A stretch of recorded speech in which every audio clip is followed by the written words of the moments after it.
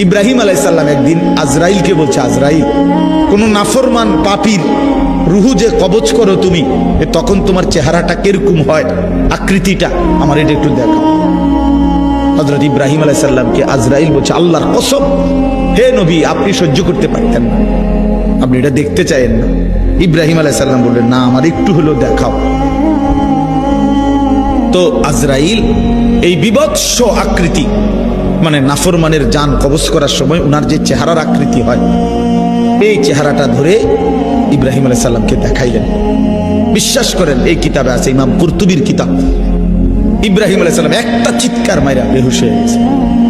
হুঁশ আসার পরে ইব্রাহিম আলাইহিস সালাম বললেন, আল্লাহর কসম, আয় আল্লাহ, মালিক আপনার কসম, কবরের আযাব, জাহান্নামের আযাব কোন নাফরমানের জন্য কিছুই লাগবে না, শুধু আজরাইলের এই ভয়ানক দৃশ্য জান কবজের সময় একবার দেখলেই তার সারা জিন্দেগীর নাফরমানির শাস্তির জন্য এটাই যথেষ্ট।